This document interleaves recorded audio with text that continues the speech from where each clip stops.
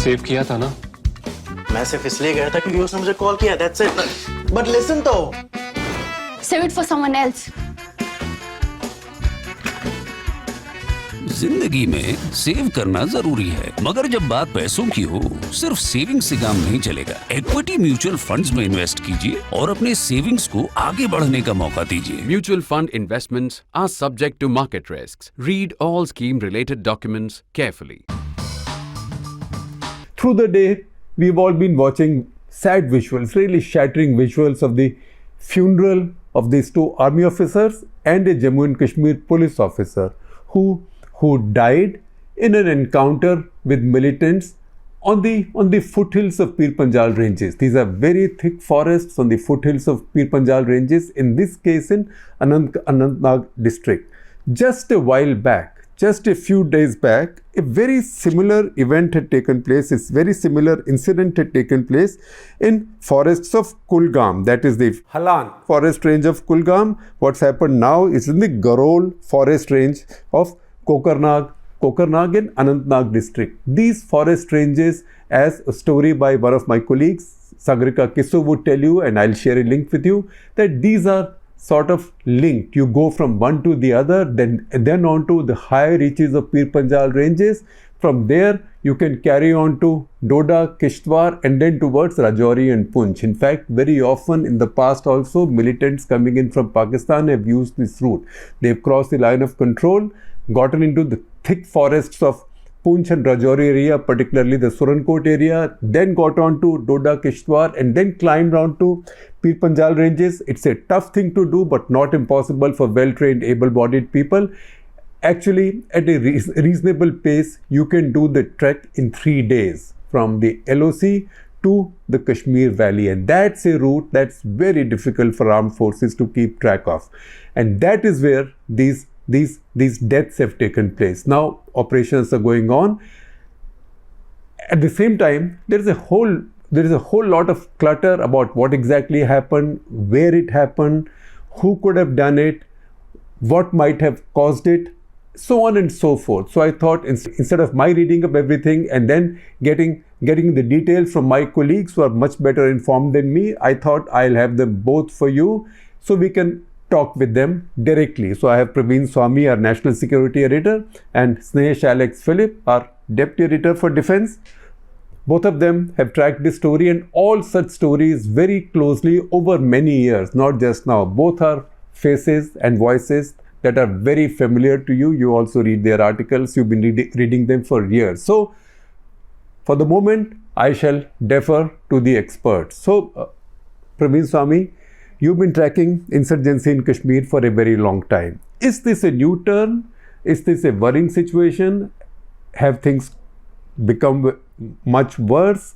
Is there a crisis situation? Give me your summary of the situation now. So very briefly, what has happened is a tragic incident and one of several tragic incidents, as you pointed out. But overall, the picture is not alarming. Since 2019, levels of violence, if you measure them in security forces killed or civilians killed, have been in some modest decline. The problem is, the worrying feature is that we've seen these declines several times in Kashmir before. The situation we have today is not very different from, say, 2011 to 2014. When there was a ceasefire. So things have gone up. Things have gone down, and in Kashmir, as nobody knows better than you, Shekhar, the road to peace often ends in a landmine blast. So worrying that the heat has been stepped up. We've had this string of incidents before carried out by highly skilled terrorists who've often evaded Indian forces for days or weeks after these attacks. Is Pakistan stepping up the heat? We don't know, but it's definitely something to watch out for and not be complacent about. Because the incident before this was 3 soldiers of 34 Rashtriya Rifles killed in this forest range above Kulgam. So the same general area, if I may put it like that. And then in the same period, at some point, so-called or alleged, or in my days in the Northeast, the army used to say self-styled general so-and-so of the Naga underground, So the self-styled division commander of Hizbul Mujahideen, Munir Hussain, he was killed while crossing the LOC and coming into Punch. Could there be a connection in all of this? I think so, definitely, Shekhar. We've had a lot of, or some level of crossing of the LC.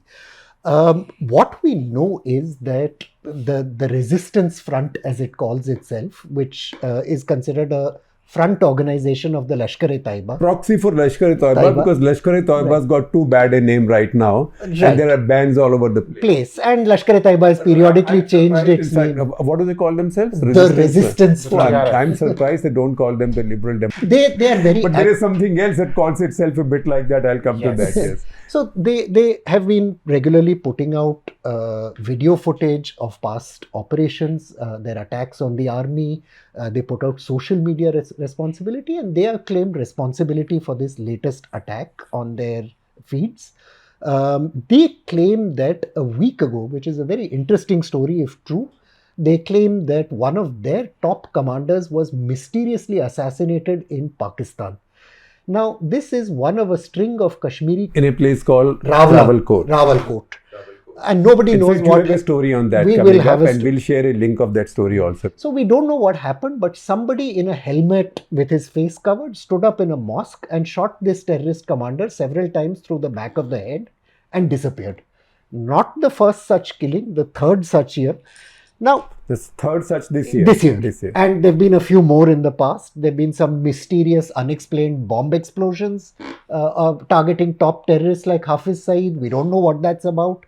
What is interesting is that many of these Pakistani operations, these LET operations, are led by somebody called Sajid Saifullah Jat. Now, Sajid was for many years in Kashmir, a Lahore resident. Jat would sound like he's a Punjabi. He's a Punjabi, definitely. He's from Lahore. He lives in a dairy farm near Changamanga. We know this. In forest. He married a Kashmiri lady when he was stationed here. They have a child who strangely lives in Kulgam to this day. He did not want to go and live with his parents. I don't know why. So Sajid has been running these networks, and obviously because he never comes and his second rank commanders never come, India has never had much of an option. What do? Do you go to war every time there is an attack? Obviously that is impossible. But as I said, suddenly these important people blowing up, being shot, is something going on? Probably. And that's happening in Pakistan. That's happening in Pakistan. Because a couple of the Sikh radical leaders also similarly Paramjit. Similar. Now, we've had Panjwad. And a couple of others. Now, I mean, one can put two and two together, and maybe the Pakistanis are not wrong when they say India is using offensive covert means. If this is true, then as an Indian, I can see this as a very logical response. Well, that's interesting that the Pakistanis acknowledge that. Now, Snehesh, before I come to you to ask you exactly, in your sense, what happened in this case. We talked about this resistance front. So, Lashkar-e-Taiba has given itself a cover name, a new name. Yeah. And I said somebody would call themselves the Liberal Democratic Front. So, there is one like that also. That is, yes, that is there. That is, it's not the Liberal Democratic Front, but similarly sounding, it's called the People and Anti-Fascist Front. People's Anti-Fascist Front. Yeah. And that's a front of the Jaish-e-Mohammed. Jaish-e-Mohammed. So, because there's a global ban on Lashkar-e-Taiba and Jaish-e-Mohammed. So, earlier they would say Jamaat-ud-Dawa, and that also got banned. So, now you have these generic democratic sounding names. To show that this is an indigenous... but also to evade the bans. Exactly. Evade the bans, rub off of the bans. Now tell us, what do you think happened in this particular case? So in this particular case, what we've come to know so far is that this was an intelligence-based operation which completely went haywire. There was an intelligence input that originated not from the army, but one of the security forces, in which there was an information that there is a group of 3 to 4 terrorists holed up in this particular area. Now, an operation was launched on the intervening night of the 12th and 13th September by a joint team of the Jammu and Kashmir Police. And when I say Jammu and Kashmir Police, I mean the SOG of the Jammu and Kashmir Police and the army. And in this case, this operation was being led by the major, who's the company commander. So, for the viewers, in a battalion, you traditionally have 4 companies, Alpha, Bravo, Charlie, Delta, and you have these company commanders who are in charge of specific areas. So, they are like the SP of that area, if you call it. the operation, they moved in the night into the forest. They reached a particular area where supposedly general area where the terrorists were supposed to be there. None were found. By morning, the CO had also joined in along with the DYSP who was there. And by that time, the major and the unit had started moving up the hill because they felt that the terrorists would have moved up. And the CO joined. And so when I asked the army how come that the CO was at the front, so their argument was that when the CO reached the spot, the encounter had still not started. So their aim is, a CO, as they say, is that he would have wanted to stage himself as forward as possible. So in this case, the CO walked up the hill to the where his company commander was there, and from there they all walked up the hill further, to stage themselves. They were in an area which obviously the terrorists, initially it was suspected to be 3 to 4 terrorists, but right now it is felt that it could be a possibility if only 2 terrorists who were there. They opened a volley of fire in which the CO got hit, the major got hit, the DYSP, young officer, he's actually the son of a former retired IG of the Jammu and Kashmir police. They got Humayun Bhatt. Humayun Bhatt. And the officers are Colonel Manpreet Singh and Major Ashish Tonchak. Yes, those 3 officers. So the CO got hit very badly, but the major and the DYSP, they were also hit, they were injured, but the evacuation and there was absolute chaos, confusion when this whole thing happened, and people ran for cover. But these 2 officers couldn't be evacuated in time because the helicopters could not land at a place where there was heavy firing that was on, and it is also said that the terrorists also opened fire on the helicopters, forcing them to stay away from this area. So these 2 people, these 2 officers, that is the major and the DYSP, remained at the spot for longer than what one would have wanted, because they were So bleeding. they were injured, and if they were evacuated, they might have had a chance. Yes, if they were evacuated, they would have had a chance, is what one would say. You have anything to add to this, Praveen? I'll just say that I've walked extensively in the area, and it's not as tough as we make out. In the days before our children had cell phones, Burnhall School, the famous Srinagar school, used to make its children regularly go on treks and hikes in this area. Achbal, above Kokarnag, is a famous sort of beauty spot. It's tough terrain, but not impossible. You don't need intelligence to know that there are probably terrorists or some terrorists at any given point in these densely populated forest tracts. A, it provides the terrorists natural shelter. B, the only populations there are Gujjar Bakarwal herders. These are scenic, magnificent areas, long way from any civil government or population. And terrorists periodically will come out and ask the Gujjar Bakarwals for milk or roti, and then retreat back into the forests. One of the keys to survival there back in the older days was that officers would never be in groups and they would never wear their uniforms. Even in a place like Shopian, Humayun's father, who was a wonderful officer, when the government had more or less collapsed in 2009 in Shopian, the security forces had to withdraw because of stone pelting mobs. Did you know his father? I knew his father. In fact, I met his father for the first time in very strange circumstances. It was in Shopian. So, the security forces had to withdraw. People were throwing stones. Ashok Bhan was then the Director General of the CID. And Bhatt Saab, we see in civil clothes traveling on a rickety 100cc motorcycle. A courageous officer who travelled in Mufti in the middle of all this to report back for the Indian state. But he didn't travel in uniform. He didn't travel in groups. Today, I think because generally Kashmir is a much more peaceful place, young officers can sometimes be a little bit more confident than perhaps it is safe to be. One should always, I think I've been speaking to many older officers who served in the late 2000s and in the 90s, and they always said, the biggest help any terrorist can have is that one moment of complacency or overconfidence. An earlier generation of officers learnt the hard way that they had to really watch out for these things. And I'm sure you saw it in Sri Lanka, Shekhar. Very, very similar things. I think because it's largely peaceful, people don't always appreciate that danger can sadly lurk around the corner. Snehesh, armed forces tactics over time, how has it evolved? And there's always been a debate in the armed forces that when you get an indication that some people are hiding someplace, do you go out necessarily and challenge, or do you let them come out, or do you then encircle them? Which means, how aggressive should you be?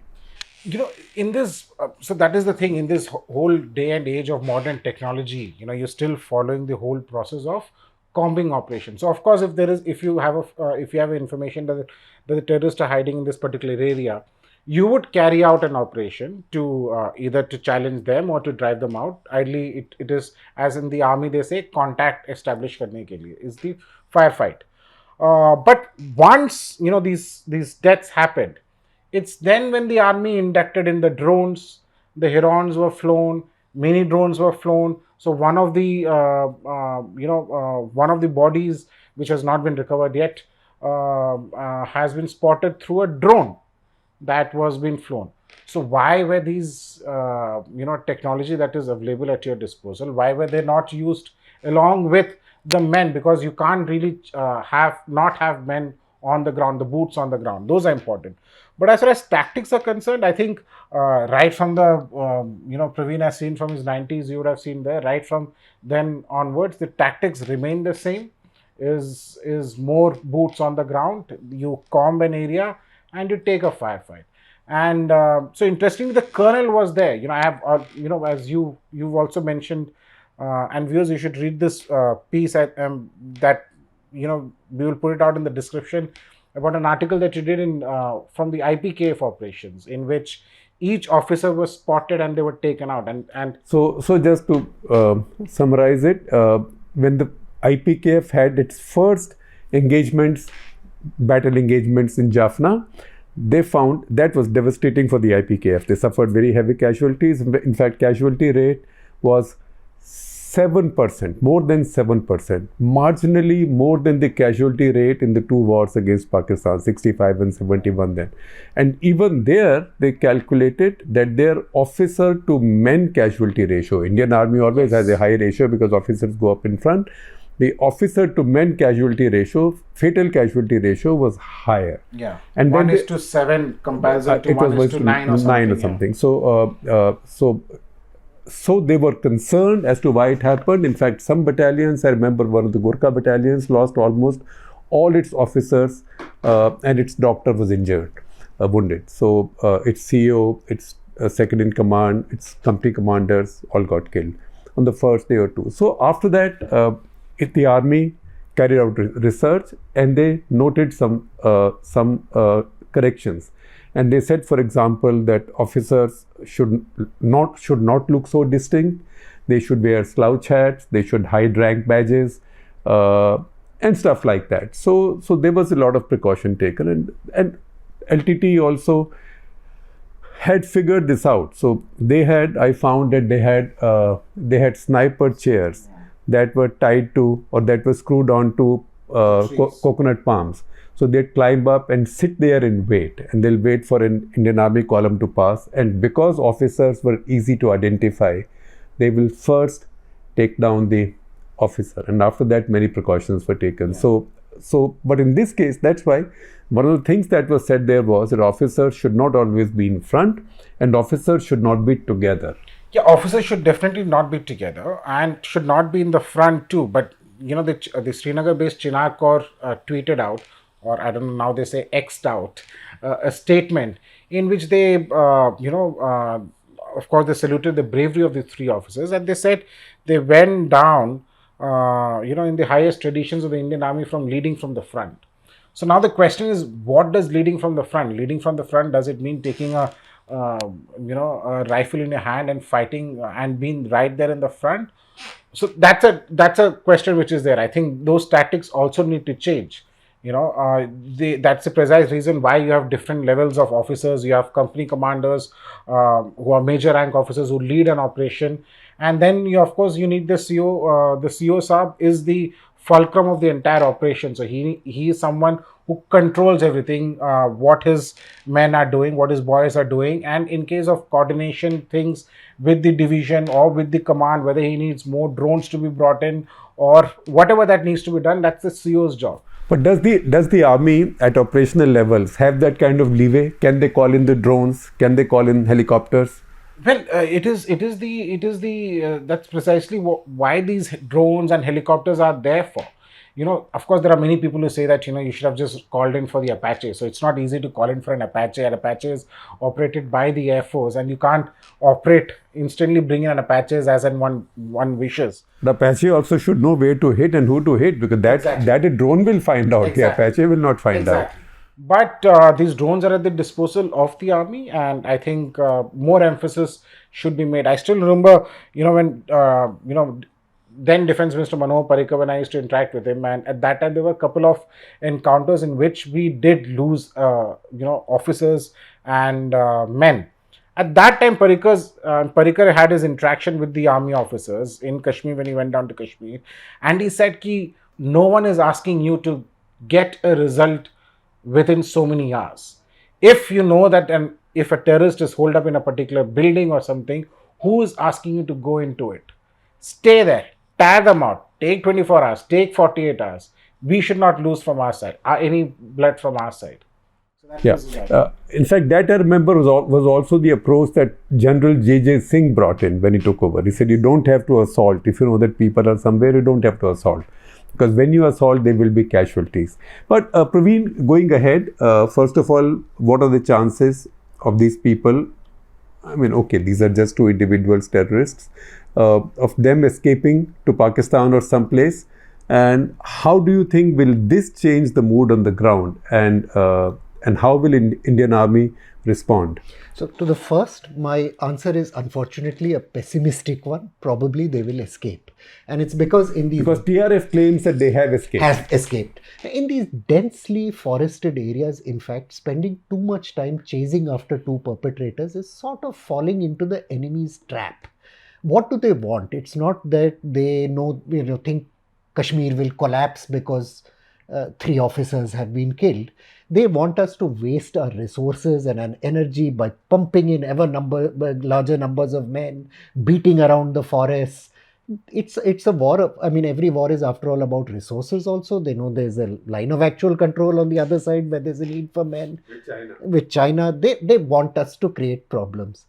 And in fact, we have a lot of experience of these big operations which are sometimes sadly done to placate public pressure. There was Operation Kaziranga in the Kupwara forests, almost a brigade-sized operation. There was a Sarp Vinash. And end result of all these operations usually was not great, because in such dense forest and mountains, the attacker always has an advantage. And the target, your is target tiny. is so small, so tiny. Right. And I was just listening to Snehesh's interesting thing on drones, but in this area, when you physically see it, there's not very much to mark out a terrorist wearing his shalwar kameez and leaving his weapon behind from some Gujjar or Bakarwal who's also roaming around there. It's not like somebody has on their forehead written that there's a terrorist. I think the answer is better intelligence, in that officers who have had good relations with the community, who've developed those deep contacts where people come and tell them that, this is where this guy is, they've been the successful ones. And over the years, we've learned that targeted small force operations, which are not always very publicly appealing, but have better results. You go to the enemy on your terms and conditions. You don't make the enemy come to you, or you don't, react to the enemy. Yeah, that's right. In fact, reading Sagrika's story, I see a line. She says that Bakarwals, who are the nomadic sheep herds mostly, of these jungles and mountains. In fact, in summertime, they cross over to Kashmir Valley with their herds of sheep. So she says they have a saying, which is, the Pir Panjals, Kashmir. Because Pir Panjals is the route. Yes, it's almost like, when you look at it on a map, and one of our colleagues has done an excellent map, which you can look at. It's almost like it's like a highway of footpaths on the Pir Panjal. Remember, before modern roads and shops, people from Rajouri Poonch would depend on somebody from Kashmir taking a sack of wheat or a sack of barley on their back over to sell it on the market on the other side. Bakarwals and Gujars would sell their sheep or their milk in markets on both sides. So it's an active, busy place. When you know the mountains, though, you can use it to your advantage. And one thing, maybe I'm wrong, but it's my personal observation. There have been many officers from these mountain regions who have served in various forces. Often they have been the most successful because they know the community, and for them, the mountain, they look at it, you and I maybe gasp and think. They have run up and down and played football on these pathways. So for them, it's not a challenge. And Pir Panjals are not such high ranges, but they are quite thickly wooded and they are quite large. They start from Neelam River Valley, which is called Kishanganga in India. It does start from the southeast, from there, and then spreads across all of Kashmir, all of the Kashmiri landmass, and goes right into Himachal Pradesh. In fact, that's where the Beas River mostly emanates. So it's quite a powerful range, quite a formidable range. And like many places in India, sometimes, I think outsiders don't always understand this. But in India, even on our high mountains, we have populations, we have villages, we have shepherds. These are not barren wastelands. And that is again a layer of natural protection for the terrorist. You leave your weapon, you have sources of food. So again, Sagrika's story tells us that Bakarwals build these kacha sort of huts for themselves called dhoks. And that is where these people usually hide their weapons and their clothes, etc. So Snehesh, if you look at the armed forces, the army essentially in Kashmir, in Jammu and Kashmir, for the past 3-4 years, particularly since 2019, the level of operations and the level of casualties has been quite low. It has picked up, unfortunately, this year a little bit. We've had more than 20 killed in the past 7, 8, 10 months. If you go back about a year, then I'd say there have been some of these incidents, but in most of these incidents, it looks like the terrorists carry out an attack and then get away. It can be hit and run, it can be traps. So is there a feeling within the army or among the army commanders that we now need to do something proactively to seek them out? Well, as you rightly mentioned, while in the last few years the casualty figures were high, this has now particularly risen since October last year, as you rightly mentioned, and especially along the Rajouri Poonch side. Now, this continues to be a headache, not just for the army, but also for the JKP as well as for the intelligence agencies involved. Because there is a group and one is not really sure how big this group is and who's heading this particular group. But there's a group which has been able to carry out ambushes or draw in security forces and carry out the killings and then get away with it. So that is something which is troubling. On the Kashmir side too, so this trend has now been seen in the last 2 encounters that was there, in which in the first thing there were soldiers who had set up a camp in the forest, who were sitting in a camp, and the terrorist spotted them and ambushed them. This happened in the Rajouri Poonch, including the killing of personnel from the 9 para, which is considered to be a very elite. 5 soldiers. 5 commandos. 5 commandos from the 9 para, which is not just considered, but is one of the elite forces. So this is a severe setback, and but even if you have to take proactive action, the proactive action can only come when you know who they are.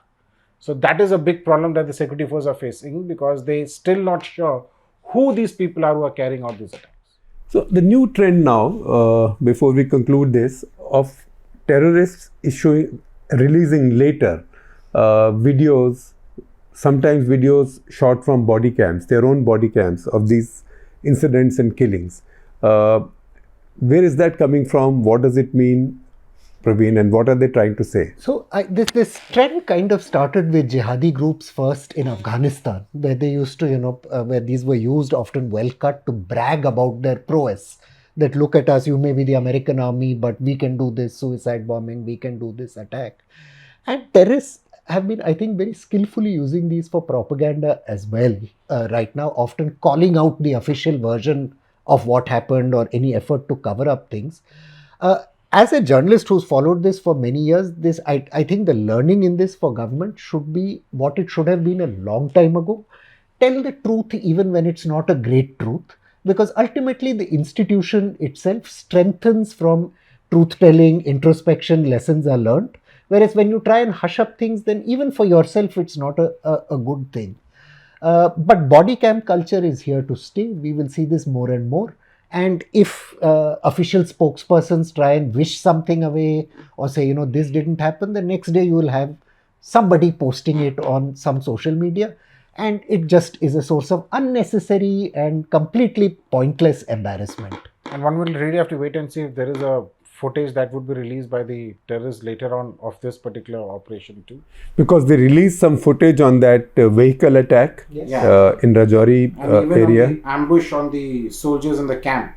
So, Snehesh, is this a cause of concern, and have you seen some of these videos and things? This is a cause of concern, and one will really have to wait and see whether there is any such footage that comes out from this particular attack, which they did when they carried out an ambush on an army convoy truck. They carried out an attack, then later released a footage. Then when the 9-para ambush happened, at that time also they released a very gruesome video.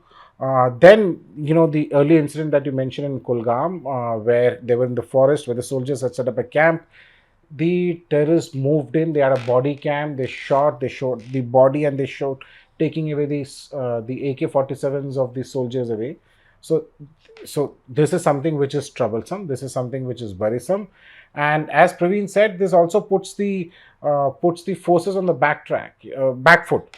In the sense that the last time when they did this video, they were seeking to discredit what the Chinar Corps had put out officially in their tweets, and with regard to what happened in Kulgam. So yes, this is what was the contradiction there? The contradiction there being that officially the soldiers were on an operation and they got into it, and it was an encounter in which there was a firefight that took place. But the footage released by the terror group showed that the soldiers had set up a camp and they were staying in the camp. And terrorists attacked the camp. And these group attacked the camp, and they went away taking away the army rifles and all. Yeah. So, Praveen and Snehesh, once again, thank you very much. This has been a great conversation. Besides the fact that you've saved me a lot of hard work, and you've also brought in a lot more wisdom than I would have been able to do. This is a terrible incident. All of us feel rotten about this. All of us are gutted, and we do hope that people are put to justice sooner than they would imagine.